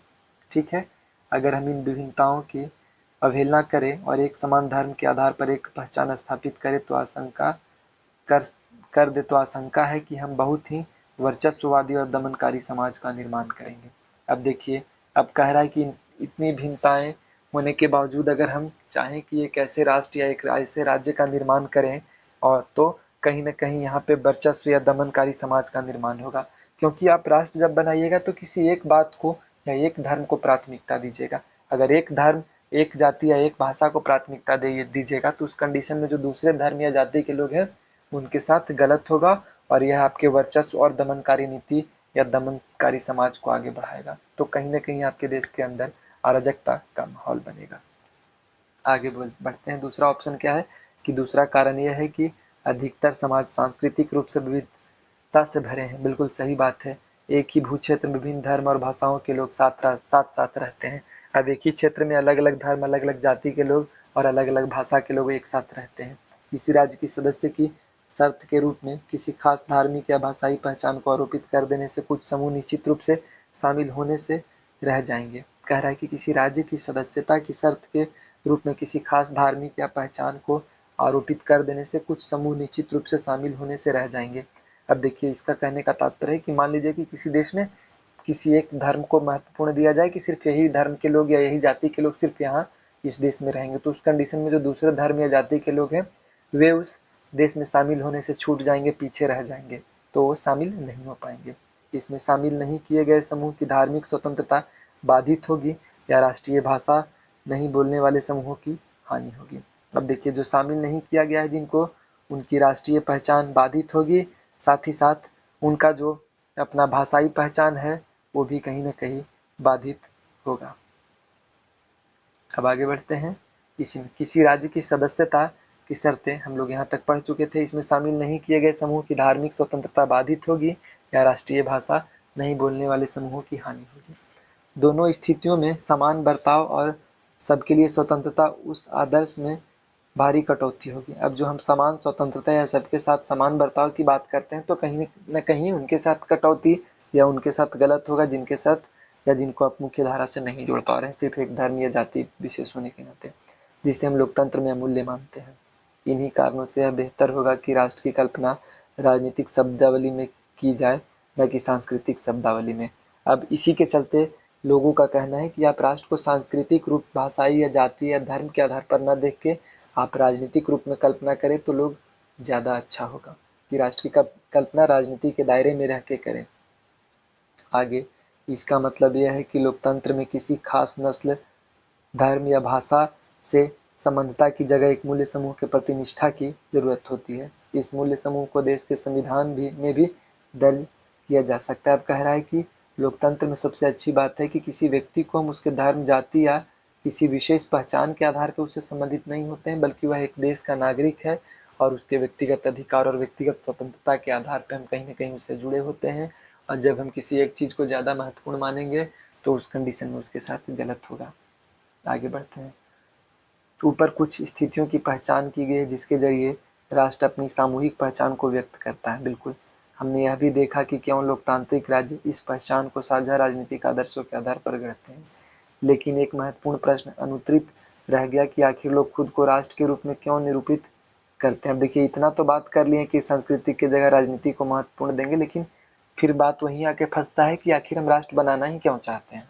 ठीक है, विभिन्न राष्ट्रों की कुछ आकांक्षाएं क्या हैं, आगे के 2 खंड में हम इस प्रश्नों का विचार करने की कोशिश करेंगे कि आखिर बात तो वही है। देखिए, तमाम प्रोज एंड कॉन्स यानी नुकसान या फायदा जानने के बाद भी हम राष्ट्र बनाने के पीछे पड़े हैं। तो सबसे बड़ा प्रश्न उठता है कि आखिर राष्ट्र चाहिए ही क्यों हमें। ठीक है, इतनी दिक्कत है, इतना गलत है, तो फिर राष्ट्र हमें चाहिए ही क्यों, बहुत बड़ा प्रश्न है। आगे बढ़ते हैं। राष्ट्रीय आत्मनिर्णय की ओर बढ़ते हैं। इसमें है कि बाकी सामाजिक समूहों से अलग राष्ट्र अपना शासन अपने आप करने और अपने भविष्य को तय करने का अधिकार रखता है। अब राष्ट्र के अंदर है कि एक राष्ट्र स्वतंत्र है, प्रभु संपन्न है, तो अपने आंतरिक और बाहरी मामलों को आसानी से हल कर सकता है और किसी दूसरे राष्ट्र के दबाव में काम नहीं कर सकता। दूसरे शब्दों में हम आत्मनिर्णय का अधिकार मांगते हैं। आत्मनिर्णय के अपने दावे में राष्ट्र अंतर्राष्ट्रीय समुदाय से मांग करता है। आत्मनिर्णय के अपने दावे में राष्ट्र अंतर्राष्ट्रीय समुदाय से मांग करता है कि उसे पृथक राजनीतिक इकाई या राज्य के दर्जे को मान्यता और स्वीकार किया जाए। अब कह रहा है कि जैसे हम व्यक्तिगत रूप से राज्य से मांग करते हैं देश से कि हमें एक स्वतंत्र पहचान दी जाए, उसी तरह राष्ट्र भी अपने कहीं न कहीं यूनाइटेड नेशन या वैश्विक स्तर पर एक स्वतंत्र राज्य या राष्ट्र के रूप में अपना बात रखता है कि हमें स्वीकार किया जाए देश के रूप में, जैसे फिलिस्तीन के द्वारा हाल ही में किया गया था। अक्सर ऐसी मांग उन लोगों की ओर से आती है जो एक लंबे समय से किसी निश्चित भूभाग पर साथ साथ रहते आए हैं और जिसमें साझी पहचान का बोध हो। कुछ मामले में आत्मनिर्णय के ऐसे दावे एक स्वतंत्र राज्य बनाने की उस इच्छा से जुड़े होते हैं। इन दावों का संबंध किसी समूह की सांस्कृतिक संरक्षण से होता है। आगे बढ़ते हैं। अब देखिए, अब यहाँ पे दिया हुआ है कुछ उदाहरण बॉक्स में आत्मनिर्णय की मांग। अब देखिए, एक बार इस चित्र को देखिए, इसके बाद आगे बढ़ते हैं। अब इस बॉक्स में राष्ट्रीय आत्मनिर्णय की मांग दुनिया के विभिन्न भागों में उठ रही है। आइए ऐसे एक मामले पर नजर डालें। Bask Spain. बास्क जो स्पेन का एक पहाड़ी और समुद्री क्षेत्र, बास्क नाम का जगह है जो कि स्पेन का पहाड़ी और समुद्री क्षेत्र है। इस क्षेत्र को स्पेनी सरकार ने स्पेन राज्य संघ के अंतर्गत स्वायत्त क्षेत्र का दर्जा दिया है कि स्पेन के अंदर एक स्वतंत्र इकाई है। लेकिन बास्क राष्ट्रीय आंदोलन के नेतागण इस स्वायत्तता से संतुष्ट नहीं है। वे चाहते हैं कि बास्क स्पेन से अलग होकर एक स्वतंत्र देश बन जाए। अब उनको स्वतंत्रताएं तो कुछ दी गई हैं, लेकिन इसके बावजूद भी उनका मानना है कि बास्क एक स्वतंत्र देश बन जाए। ठीक है, इस आंदोलनों के समर्थकों ने अपनी मांग पर जोर डालने के लिए संवैधानिक और हाल तक हिंसक तरीके का इस्तेमाल किया कि संवैधानिक के साथ साथ हिंसक इस तरीकों का भी इस्तेमाल किया। बास्क राष्ट्रवादियों का कहना है कि उनकी सांस्कृतिक स्पेनी संस्कृति से बहुत भिन्न है, यानी स्पेन के रहने वाले लोगों से बिल्कुल अलग है उनकी अपनी भाषा है जो स्पेनी भाषा से बिल्कुल नहीं मिलती। हालांकि आज बास्क के मात्र 1/3 लोग उस भाषा को समझ पाते हैं। बास्क क्षेत्र की पहाड़ी भू संरचना उसे शेष स्पेन से भौगोलिक तौर पर अलग करती है। रोम काल में अब तक बास्क क्षेत्र ने स्पेनी शासकों के समक्ष अपनी स्वायत्तता का कभी समर्पण नहीं किया। उनकी न्यायिक, प्रशासनिक एवं वित्तीय प्रणाली उसकी अपनी विशिष्ट व्यवस्था के जरिए संचालित होती थी। आगे देखिए, रोम काल में भी अपनी स्वतंत्र पहचान बनाए हुए थे बास्क द्वारा। आधुनिक बास्क राष्ट्रवादी आंदोलन की शुरुआत तब हुई जब 19वीं सदी या 19वीं शताब्दी के अंत में स्पेनी शासकों ने अपनी विशिष्ट राजनीतिक प्रशासनिक व्यवस्था को समाप्त करने की कोशिश की। यानी उसकी जो विशिष्ट अपनी बास्क की जो विशिष्ट राजनीतिक पहचान है उसको समाप्त करने की कोशिश की। तो बास्क के लोगों ने अपने राष्ट्रीयता के प्रति खड़ा होकर संघर्ष करने के लिए चुनौती दी। 20वीं सदी में स्पेन का जो तानाशाह था 20वीं सदी में फ्रैंको ने इस स्वायत्तता में और कटौती कर दी।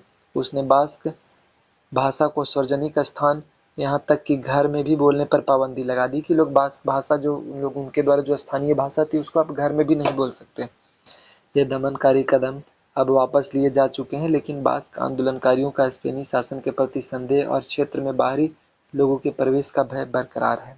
अब उनको लगता है कि एक बार जब हम पे आप प्रतिबंध लगाए हैं तो आगे भी लगा सकते हैं। तो कहीं ना कहीं उनके मन में एक डर का माहौल है और आज भी वे बाहरी लोगों से डरे रहते हैं। उनके विरोधियों का कहना है कि बास्क अलगाववादी एक ऐसे मुद्दे का राजनीतिक फायदा उठाने की कोशिश कर रहे हैं जिसका समाधान हो चुका है। अब जो बास्क को एक राष्ट्र या देश के रूप में नहीं स्थापित करना चाहते, उनका कहना है कि बास्क वासी जो है भाषा या अपनी छोटी सांस्कृतिक के नाम का फायदा उठा के एक देश बनाना चाहते हैं। और साथ ही साथ यह मुद्दा समाप्त या सुलझ जाने के बाद भी वह एक अलग देश की बात कर रहे हैं। क्या आपके विचार में बास्क राष्ट्रवादियों की अलग राष्ट्र की मांग जायज है? एक व्यक्तिगत रूप से पूछा गया है, क्या बास्क एक राष्ट्र है? इस सवाल का उत्तर देने के पहले आप और किन बातों की जानकारी चाहेंगे? क्या आप दुनिया के दूसरे भागों के ऐसे उदाहरणों के बारे में विचार कर सकते हैं? क्या आप अपने देश के ऐसे क्षेत्र और समूहों के बारे में विचार कर सकते हैं जहां इस तरह की मांग उठ रही है? जैसे भारत में ही मैंने बताया कि खालिस्तान के द्वारा आए दिन एक अलग राष्ट्र की मांग की जाती है। तो क्या, और भारत के साथ सबसे बड़ी कंडीशन है कि जो भारत में विकासवादी नीतियां हैं या विकासवादी जो मांग है उसको एक्सेप्ट कर लिया जाता है और अलगाववादी जो मांग है उसको रिजेक्ट कर दिया जाता है कि भारत से अलग होकर आप नहीं रह सकते। भारत एक संघ है और भारत मजबूत संघ है, इससे आप बाहर नहीं जा सकते। आगे दूसरी तरह के बहुत से दावे 19वीं सदी के यूरोप में सामने आए। उस समय एक राज्य की मान्यता ने जोर पकड़ा। यूरोप में एक सांस्कृतिक एक राज्य की मान्यता जोर पकड़ा। परिणाम स्वरूप पहले विश्व युद्ध के बाद राज्य की पूर्ण व्यवस्था में एक सांस्कृतिक एक राज्य के विचार को आजमाया। वर्साई की संधि में बहुत से छोटे और नौ स्वतंत्र राज्यों का गठन हुआ, लेकिन उस समय उठाई जा रही आत्मनिर्णय की सभी मांगों को संतुष्ट करना वास्तव में असंभव था। उस समय वैसी स्थिति नहीं थी। इसके अलावा एक संस्कृति एक राष्ट्र की मांगों को संतुष्ट करने से राज्य की सीमाओं में बदलाव हुई। इससे सीमाओं के एक और से दूसरे और बहुत बड़ी जनसंख्या का विस्थापन हुआ। अब क्या है कि एक छोटा एरिया में लोग एक राष्ट्र या अपनी विशेष संस्कृति की मांग कर रहे हैं। तो अब क्या है कि उस संस्कृति के रहने वाले जो दूसरे देश में हैं वे विस्थापित होकर उस देश में जा रहे हैं जिसको उस मान्यता या उस राष्ट्र के रूप में या उस सांस्कृतिक को विशेष महत्व दिया गया और उसे एक अलग स्थान दे दिया गया। तो वहाँ से लोग विस्थापित हो रहे हैं। इसके अलावा एक संस्कृति के एक राज्य की मांग को संतुष्ट करने से राज्यों की सीमाओं में बदलाव हुए, जिससे लोग एक राष्ट्र से दूसरे राष्ट्र, दूसरे राष्ट्र से एक राष्ट्र आए।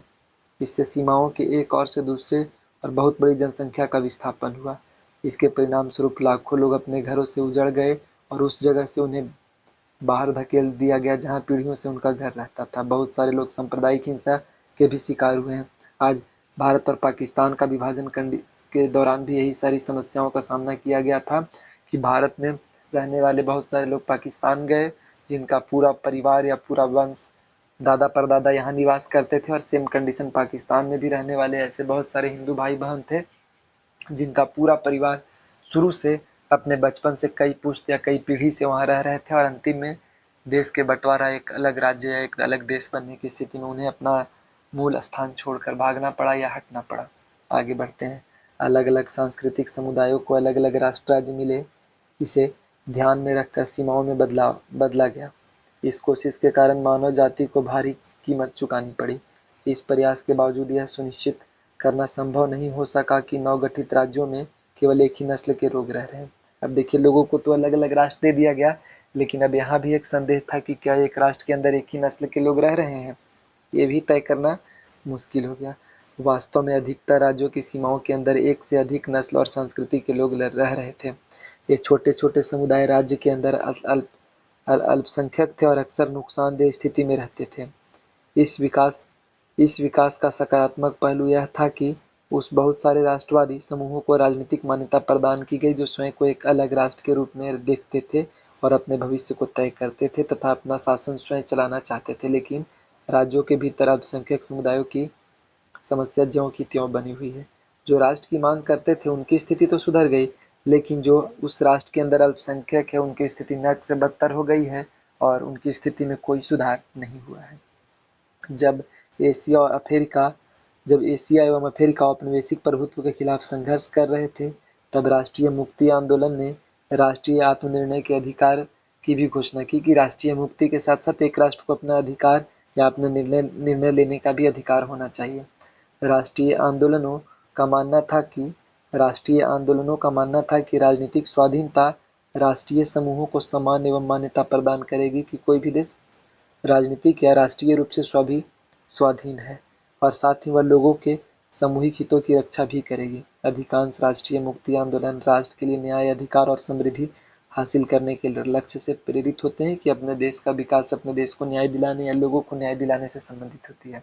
हालांकि यहाँ भी प्रत्येक सांस्कृतिक समूह, जिसमें से कुछ पृथक राष्ट्र होने का दावा करते थे, के लिए राजनीतिक स्वाधीनता तथा राज्य सत्ता सुनिश्चित करना लगभग असंभव साबित हुआ। इस क्षेत्र के अनेक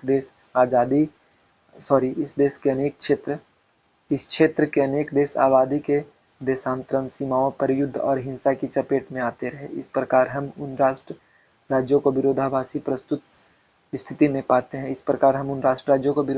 स्थिति में भी देखते हैं। अब देखिए, राष्ट्र के नाम पे तो आप अलग हो ही गए हैं, लेकिन सीमाओं पर युद्ध और हिंसा की चपेट भी देखा गया है। बहुत सारे देश की सीमाओं पर एक दूसरे से आपस में लड़ रहे हैं, तो कहीं ना कहीं राष्ट्र ये विरोधाभासी इस मायने में दिखता है कि आप राष्ट्र के नाम पे कहीं ना कहीं मानवता को या मानवता का महत्व नहीं दे रहे हैं। इसी चीज का विरोध रविंद्रनाथ टैगोर के द्वारा किया गया था कि आप राष्ट्र के नाम पे तो बढ़ जाइएगा, जबकि आप मानवता के नाम पे पूरा विश्व एक है और आप बंटना चाहते हैं राष्ट्रवाद के नाम पे।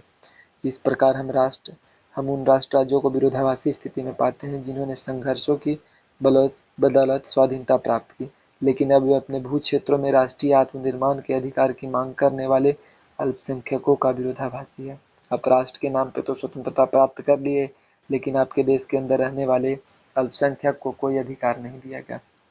वस्तुतः आज दुनिया की सारी राज्य सत्ताएं इस दुविधा में फंसी हैं कि आत्मनिर्णय के आंदोलन से कैसे निपटा जाए और उसमें राष्ट्रीय आत्मनिर्णय के अधिकार पर सवाल खड़े किए। बहुत से लोग यह महसूस करने लगे कि समाधान नए राज्यों के गठन में नहीं, वरन वर्तमान राज्यों को अधिक लोकतंत्र और समतामूलक बनाने से है। अब कह रहा है कि आप बार बार नया राज्य के गठन के तुलना में आप उस जो राज्य गठन कर चुके हैं उसे और लोकतांत्रिक और समतामूलक बनाइए, ताकि अब देखिए दो कंडीशन यहाँ पे बनता है कि अगर आप राष्ट्र बना भी दिए तो राष्ट्र में कुछ व्यक्ति अल्पसंख्यक के रूप में किसी न किसी रूप में रहेंगे। अब जो अल्पसंख्यक है उनके द्वारा भी एक राष्ट्र का निर्माण या राष्ट्र की मांग की जाएगी, तो आप एक देश को तोड़ तोड़ के कितना देश बनाइएगा। तो इससे अच्छा है कि आप एक ऐसे लोकतांत्रिक या समतामूलक या समान समाज बनाइए जिसमें उनकी भी जरूरत पूरी हो जाए, ताकि वे एक अलग देश या राष्ट्र की मांग न करें। आगे बढ़ते हैं। समाधान यह सुनिश्चित करने में है कि अलग अलग सांस्कृतिक और नस्लीय पहचान के लोग देश में समान नागरिक और साथियों की तरह सह अस्तित्व पूर्वक रह सकते हैं। अब कह रहा है कि सुनिश्चित हमें यह करना है कि अलग अलग सांस्कृतिक और अलग अलग नस्ल होने के बाद भी हम अगर देखें और कोशिश करें तो एक साथ हम सह अस्तित्व पूर्वक रह सकते हैं और एक साथ भाईचारा के साथ रह सकते हैं, ताकि उनके अंदर अलगाव का, जो अल्पसंख्यक है उनके अंदर अलगाव का विचार मन में नहीं आए। यह न केवल आत्मनिर्णय के नए दावे के उभार से पैदा होने वाली समस्याओं के समाधान के लिए, वरन मजबूत और एकताबद्ध राज्य बनाने के लिए भी जरूरी है। अब इससे दो फायदा होगा। पहला तो आप एक नए राज्य या अलगाववादी मांग का समाधान ढूंढ लेंगे कि उनको भी एक जैसा समानता या फिर एक जैसा मौका मिला, जिसके चलते अब वो नए देश या नए राष्ट्र का निर्माण की बात नहीं करते हैं। साथ ही साथ आप एकता के माध्यम से अपने देश या अपने राज्य को और ज़्यादा मजबूत बना सकते हैं। जो राष्ट्र आज अपने शासन में अल्पसंख्यक समूहों के अधिकारों और सांस्कृतिक पहचान की कदर नहीं करते, उसके लिए अपने सदस्यों की निष्ठा प्राप्त करना मुश्किल हो जाता है। अब जिस राष्ट्र या जिस देश में अपने अल्पसंख्यकों के प्रति सरकार निष्ठा, प्रेम या सहानुभूति प्रकट नहीं करती, तो उस राज्य या उस सरकार को उन व्यक्तियों, उन अल्पसंख्यकों का भी प्रेम या फिर उनकी निष्ठा प्राप्त करना मुश्किल हो जाता है। आगे बढ़ते हैं कि राष्ट्रवाद और बहुलवाद क्या है। दोनों का फर्क, अंतर देखेंगे, विस्तार से पढ़ेंगे कि राष्ट्रवाद और बहुलवाद क्या है। एक सांस्कृतिक, एक राज्य के विचार को त्यागने की यह जरूरत हो सकती है कि ऐसे तरीके के बारे में सोचा जाए। अब देखिए, इसको थोड़ा अच्छा से पढ़ेंगे कि एक सांस्कृतिक, एक राज्य के विचार को त्यागते ही यह जरूरी हो जाता है कि ऐसे तरीके के बारे में सोचा जाए जिसमें विभिन्न सांस्कृतिक और समुदाय एक ही देश में फल फूल सके। अब देखिए, एक राष्ट्र एक संस्कृति की जगह हम यह सोच सकते हैं कि हम क्यों ना एक ही साथ रह के एक ही देश के अंदर अलग अलग संस्कृति का, अलग अलग धर्म के लोग एक साथ फले फूले, एक साथ समृद्धि करे, एक साथ रहें। इस लक्ष्य को पाने के लिए ही अनेक लोकतंत्र देशों ने सांस्कृतिक रूप से अल्पसंख्यक समुदायों की पहचान को स्वीकार करने और सुरक्षित करने के उपायों की शुरुआत की। अब इसी चीज़ को बढ़ाने के लिए बहुत सारे लोकतांत्रिक देशों में जो अल्पसंख्यक हैं, उनके हितों की सुरक्षा, उन्हें विशेष अधिकार देना जैसे काम किए, ताकि एक नागरिक के रूप में एक दूसरे से जुड़े रहे और अलग देश की बात नहीं करे, और एक ही देश के अंदर अनेक या अलग अलग सांस्कृतिक समुदाय के लोग एक साथ फले फूले और अच्छे से रहे और समृद्धि की ओर बढ़े।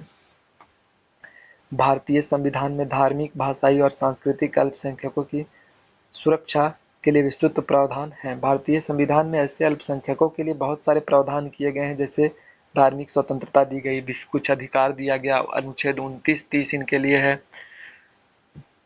ठीक है, विभिन्न देशों में समूहों को जो अधिकार प्रदान किए गए उसमें शामिल है अल्पसंख्यक समूहों एवं उनके सदस्यों की भाषा, संस्कृति एवं धर्म के लिए संवैधानिक संरक्षण के अधिकार हैं। कुछ मामले में इन समूहों को विधायी संस्थाओं और अन्य राजकीय संस्थाओं में प्रतिनिधित्व का भी प्रावधान किया गया है। ठीक है, इन अधिकारों को इस आधार पर नियोजित ठहराया जा सकता है कि ये अधिकार इन समूहों के सदस्यों के लिए कानून द्वारा समान व्यवहार एवं सुरक्षा के साथ ही समूह की सांस्कृतिक पहचान के लिए भी सुरक्षा का प्रावधान करती है। अब ये जो अधिकार लोगों को दिया जाता है, तो मनुष्य के रूप में भी वे समान हैं और समान अनुभूत करवाने के लिए दिया जाता है। साथ ही साथ उनको समान सुरक्षा की भावना के लिए और उनकी संस्कृति के संरक्षण के लिए भी ऐसे अधिकार की बात की जाती है।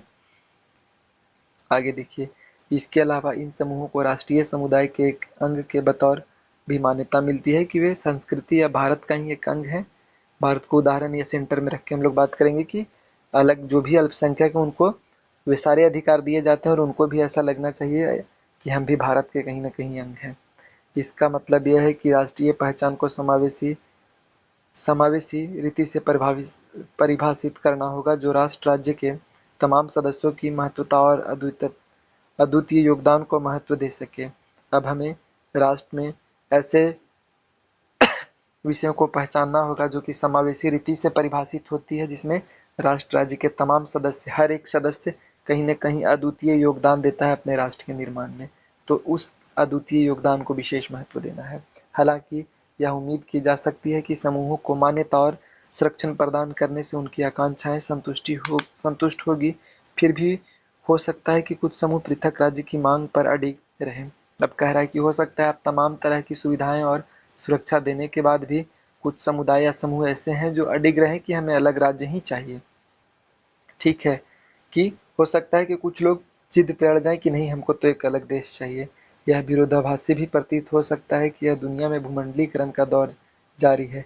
वहीं राष्ट्रीय आकांक्षाएं अभी भी बहुत सारे समूह और समुदायों को उद्वेलित कर रही है। अब कह रहा है कि देखिए, भूमंडली कितना विरोधाभासी है। भूमंडलीकरण, ग्लोबलाइजेशन के दौर में रह रहे हैं, इसके बाद भी हमारे यहाँ राष्ट्रवाद के लिए इतना लड़ाई मारकाट हो रहा है, बहुत बड़ी बात है। साथ ही साथ ऐसी मांगों से लोकतांत्रिक ढंग से निपटने के लिए यह जरूरी है कि संबंधित देश अत्यंत उदारता एवं दक्षता का परिचय दे। अब कह रहा है कि अगर ऐसी मांग बार बार उठ रही है तो उस कंडीशन में आप मारपीट करिएगा तो बात और बढ़ेगा, हिंसा पे जाइएगा तो और बात बढ़ेगा। तो इसलिए जितना से जितना सहिष्णु उदारता का परिचय दीजिए, दक्षता दिखाइए और उसको बात को बहुत प्रेम से, कहा जाता है कि लड़ाई के तुलना में आप किसी बात को बहुत प्यार से और अच्छा से सॉल्व कर लेते हैं तो ज़्यादा अच्छा होता है। लड़ाई में तो किसी को फायदा नहीं है ना। कुल मिलाकर राष्ट्रीय आत्मनिर्णय के अधिकार को आमतौर पर इस रूप में समझा जाता है कि इसमें राष्ट्रीयताओं के लिए स्वतंत्र राज्य का अधिकार भी शामिल है। ये राष्ट्र के लोगों के लिए भी स्वतंत्र अधिकार शामिल है, लेकिन यह नामुमकिन है कि प्रत्येक राष्ट्रीय समूह को स्वतंत्र राज्य प्रदान किया जाए। अब देखिए, कहते हैं कि राष्ट्र में बहुत सारे समूह हैं, अगर ऐसा प्रावधान हो और सबके द्वारा मांग उठे कि हर समूह को एक अलग देश दिया जाए, तो आपको लगता है कि पॉसिबल है, संभव है? बिल्कुल नहीं है, संभव नहीं है। लेकिन यह नामुमकिन है कि प्रत्येक राष्ट्रीय समूह को स्वतंत्र राज्य का दर्जा दिया जाए। साथ ही यह संभवतः अवांछनीय भी होगा। यह ऐसे राज्यों के गठन की ओर ले जा सकता है जो आर्थिक और राजनीतिक क्षमता की दृष्टि से बेहद छोटे होंगे और उनको अल्पसंख्यक समूहों की समस्या और बढ़े। अब कह रहा है कि अब छोटा छोटा राष्ट्र बना दीजिएगा तो क्या है कि आर्थिक और राजनीतिक रूप से बहुत छोटे राष्ट्र हो जाएंगे, बहुत छोटा देश हो जाएगा। ठीक है, तो उस कंडीशन में उनकी समस्या, अल्पसंख्यकों के जुड़ी समस्या और बढ़ेगी। इससे अल्पसंख्यक समूह की समस्या और बढ़ेगी। सॉल्व करने की जगह कहावत है कि आप कुछ ठीक करने गए और जब उल्टा खराब करके चला है, तो आप जो ठीक करने गए उसके जगह और खराब करके। तो कहीं ना कहीं अगर एक देश के अंदर छोटी छोटी संस्कृतियां, समुदाय मांग कर ले कि नहीं हमको अलग देश ही चाहिए, तो उस कंडीशन में उनकी स्थिति और बदतर हो जाएगी और छोटा छोटा देश बन जाएगा। ठीक है, आगे देखिए, इस अधिकार की अब यह पूर्ण व्याख्या की जाती है। इसका मतलब है कि राज्य के भीतर किसी राष्ट्रीय के लिए कुछ लोकतांत्रिक अधिकार की स्वीकृति। बिल्कुल, अगर आप किसी देश में रह रहे हैं तो उस कंडीशन में आपको कुछ विशेष अधिकार या स्वीकृति दिया जाना चाहिए, राइट दिया जाना चाहिए, ताकि आप अपने देश से जुड़े रहें या अनुभूति होते रहे। हम ऐसी दुनिया में रह रहे हैं जो समूहों की पहचान को मान्यता देने के महत्व के प्रति काफ़ी सचेत है, कि अलग अलग समूहों की पहचान देते हैं। जैसे विल किमलिका जैसे विचारक हैं जो मल्टी कल्चर सिटीजनशिप यानी बहुसंस्कृतिक की मान्यता की बात करती हैं और उनको कुछ विशेष प्रावधान, विशेष छूट या विशेष मान्यता देने की बात करती हैं। आज हम ऐसे बहुत से संघर्षों के साक्षी हैं जो समूह की पहचान की मान्यता के लिए चल रहे हैं तथा राष्ट्रवाद की भाषा का इस्तेमाल कर रहे हैं। इस तरह की ज़रूरत है कि हम राष्ट्रीय पहचान के उनके दावे की सत्यता को स्वीकार करें, लेकिन इसका मतलब यह नहीं है कि हम राष्ट्र के सहिष्णु और एक जातीय स्वरूप के साथ कोई सहानुभूति बरतें। अब कह रहा है कि आप उसकी पहचान करिए, राष्ट्रीय पहचान के उनके दावे की सत्यता को स्वीकार करिए कि वाकई में उनकी मांग सही है कि नहीं। लेकिन इसका मतलब यह नहीं है कि हम राष्ट्रवाद के सहिष्णु असहिष्णु और एक जातीय एकरूपता के साथ कोई सहानुभूति बरते। अब आप सब कुछ करिए, लेकिन ऐसा नहीं है कि आप किसी समूह को असहिष्णुता यानी अनटॉलरेंस के साथ दमनकारी नीतियों से अति करिए और एक जातीय स्वरूप को ज़्यादा महत्व दीजिए। तो यहाँ पे आपको अपने सहानुभूति को विशेष महत्व देना है। तो राष्ट्रवाद के साथ असहिष्णु और एक जातीय एकरूपों के साथ कोई सहानुभूति नहीं बरते। क्या है कि इसमें, लेकिन इसका यह मतलब नहीं है कि हम राष्ट्रवाद के असहिष्णु और एक जातीय स्वरूप के साथ कोई सहानुभूति बरते। अब ऐसा हो सकता है कि जैसे, अच्छा, एक बहुत अच्छा उदाहरण है कि जैसे मुसोलिनी के द्वारा एक राष्ट्र एक सजातीय समूह की बात की गई थी। तो ऐसा नहीं है कि हम एक देश या एक राष्ट्र के डिमांड में इतना चूर हो जाएं कि हम अपने दूसरे देश या दूसरे लोगों की स्थिति को खतरे में डाल दे। ठीक है, तो यहाँ से आगे बढ़ते हैं कि राष्ट्रवाद के असहिष्णु और एक जातीय स्वरूप के साथ कोई सहानुभूति नहीं बरते। बिल्कुल, आगे बढ़ते हैं। आओ कुछ करके सीखते हैं। भारत और भारत से बाहर आत्मनिर्णय के अधिकार की मांग कर रहे विभिन्न समूहों से संबंधित समाचार पत्र पत्रिकाओं की कतरनों को इकट्ठा करें, निम्न मामलों पर अपनी राय दें। अब देखिए कि भारत और भारत के अलावा जो राष्ट्रवाद से संबंधित मांग उठ रहे हैं देखिए, मांग उठ रहे हैं उसके बारे में हम अलग अलग देशों का देखें। आत्मनिर्णय से संबंधित जो भारत और भारत से बाहर जो आवाज उठाया जा रहा है उसकी बात कर रहा है। इनमें देखिए क्या कौन कौन आधार पर हम बात कर सकते हैं, तो इन मांगों के पीछे क्या कारण है, आखिर उनके द्वारा ऐसा मांग क्यों किया गया। आज भारत के द्वारा ही भारत में ही बलूचिस्तान के द्वारा एक आत्मनिर्णय या अलग स्वतंत्र देश की मांग की जा रही, तो आखिर क्यों ऐसा मांग किया जा रहा है। इसमें संघर्ष की प्रकृति क्या है, किस आधार पर संघर्ष वो कर रहे हैं, किस चीज़ का इस्तेमाल कर रहे हैं, हिंसक है अहिंसक है, क्या उनकी मांग जायज़ है, क्या ये भी चेक करना हो कि जायज़ मांग है कि नहीं। आप क्या चाहते हैं, संभवतः समाधान क्या हो सकता है, इस पे चर्चा करें। कुछ चीज़ें एनसीईआरटी में एक चीज़ बढ़िया है कि आपको प्रैक्टिकली सोचने पर थोड़ा सा इसमें मौका मिलेगा। आगे देखिए, राष्ट्रवाद पर अरविंद नाथ ठाकुर की समालोचना। देखिए, रविन्द्रनाथ टैगोर की हम पहले बात कर चुके हैं, रविन्द्रनाथ टैगोर की, वहीं रविन्द्रनाथ टैगोर यहाँ आते हैं कि रविन्द्रनाथ टैगोर का राष्ट्रवाद पे क्या है। तो राष्ट्रवाद की आलोचना करते हैं अरविंदो का मानना है कि हम राष्ट्रवाद से ऊपर मानवता को रखेंगे और पूरा विश्व का एक एक व्यक्ति या एक एक महिला भाई बहन के रूप में है और उन्हें उनके बीच किसी प्रकार का कोई युद्ध या लड़ाई नहीं होना चाहिए। तो राष्ट्रवाद की आलोचना करते हैं अरविंदो। ठीक है, अरविंदो राष्ट्रवाद की आलोचना करते हैं। अब देखिए, अरविंदो का क्या मानना है कि राष्ट्रवाद हमारा अंतिम आध्यात्मिक मंजिल नहीं हो सकता। अरविंदो कहते हैं कि राष्ट्रवाद हमारा अंतिम आध्यात्मिक मंजिल नहीं होता है। क्या हम राष्ट्रवाद तक पहुंचने के लिए ही इतना संघर्ष किए? बिल्कुल नहीं। यहाँ राष्ट्रवाद के नाम पे लोग एक दूसरे को मारने और मरने तक उतारू हो गए हैं। क्या ये सही में राष्ट्रवाद लोगों के लिए है? इस पे चर्चा करते हैं। मेरी शरण स्थली तो मानवता है, हम मानवता को ज़्यादा महत्व देते हैं, रविन्द्रनाथ टैगोर को मानना है। मैं हीरो की कीमत पर शीशा नहीं खरीदूंगा। अब देखिए, रविन्द्रनाथ टैगोर कहते हैं कि मैं हीरो की कीमत, हीरो मतलब हीरा है, हीरा की कीमत पर शीशा नहीं खरीदूंगा। आप हीरा जैसे मानव या लोगों को आप बर्बाद कर रहे हैं और शीशा के नाम पे एक राष्ट्रवाद आपके पास आ रहा है। तो शीशा की तुलना राष्ट्रवाद से की गई, हीरा की तुलना मानवता या लोगों से की गई। साथ ही उनका कहना है कि जब तक मैं जीवित हूँ, देशभक्ति को मानवता पर कदापि विजय नहीं पाने दूंगा। उनका मानना था कि मैं जिंदा हूँ तब तक देशभक्ति के नाम पर देशभक्ति को मानवता पर काबिज नहीं होने दूंगा। देशभक्ति के नाम पे आप राष्ट्र बना रहे हैं और राष्ट्र के नाम पे एक राष्ट्र का व्यक्ति दूसरे राष्ट्र को मार रहे हैं। भाई, कौन सा राष्ट्रवाद है? आपके अंदर मानवता तो खत्म हो चुकी। जब आप मानवता ही नहीं आपके अंदर बची तो खाक राष्ट्र आप बना के करिएगा। तो मेन यहाँ मकसद है कि राष्ट्रवाद को इस आधार पर चुनौती देना, अरविंदो के अनुसार, कि राष्ट्रवाद के नाम पे आप मानवता को खत्म करते जा रहे हैं। और उनका कहना था कि जब तक मैं जीवित हूँ तब तक देशभक्ति या राष्ट्रवाद के नाम पे हम लोगों को, मानवता को खत्म करने नहीं देंगे। वे औपनिवेशिक शासन के विरोधी थे और भारत की स्वाधीनता के अधिकार का दावा करते थे। वे औपनिवेशिक शासक या साम्राज्यवाद का विरोध करते थे और भारत की स्वतंत्रता का पुरजोर वकालत करते थे। वे महसूस करते थे कि उपनिवेशों के ब्रिटेनी प्रशासन में मानवीय संबंधों की गरिमा बरकरार रखने की गुंजाइश नहीं है। अब उनका यह भी मानना था कि ब्रिटेन की शासन या ब्रिटेन के उपनिवेश में हम जो मानवीय संबंधों की गरिमा है, लोगों की गरिमा, मनुष्य की गरिमा, उसको हम बनाए नहीं रख सकते हैं, क्योंकि वह ब्रिटेन का नागरिक, ब्रिटेन का शासन भारतीय लोगों के साथ जानवर से भी खराब स्थिति या बदसलूकी करता था। बहुत घृणा की नजर या हीन दृष्टि से देखता था भारतीय लोगों को।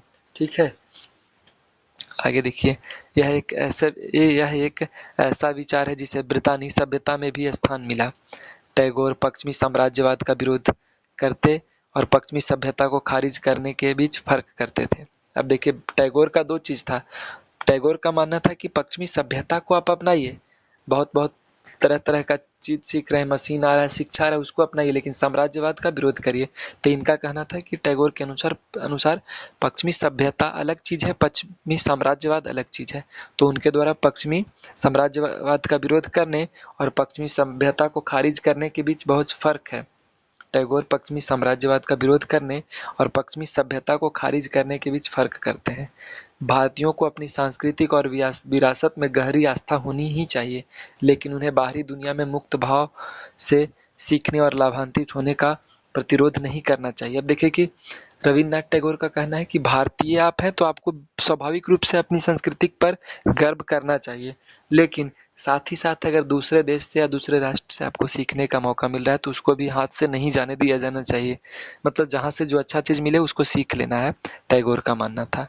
टैगोर जिसे देशभक्ति कहते थे, उसकी समालोचना उनके लेखन का अस्थायी विषय था। टैगोर जिसे देशभक्ति कहते थे, उसकी समालोचना उनके लेखन का अस्थायी विषय था।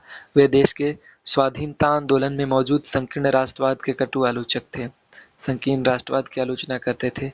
उन्हें भय था कि तथाकथित भारतीय परंपरा के पक्ष में पश्चिम की खरीजी का विचार यहीं तक सीमित रहने वाला नहीं है। अब देखिए, तथाकथित भारतीय परंपरा के पक्ष में पश्चिम की खारिजी का विचार यहीं तक सीमित रहने वाला नहीं है। यह अपने देश में मौजूद ईसाई, यहूदी, पारसी और इस्लाम समेत तमाम विदेशी प्रभावों के खिलाफ आसानी से आक्रमण भी हो सकता है। अब कह रहा है कि आप राष्ट्रवाद के नाम पे अलग हो रहे हैं, तो आपके अंदर ये भी हो सकता है कि यहूदी, पारसी और इस्लाम के नाम पर भी आप संघर्ष करके एक अलग देश बना सकते हैं। तो रविन्द्रनाथ टैगोर राष्ट्रवाद की पुरजोर आलोचना करते थे और उनका कहना था कि मानव के रूप में हम एक हैं और हमें एक साथ होना चाहिए।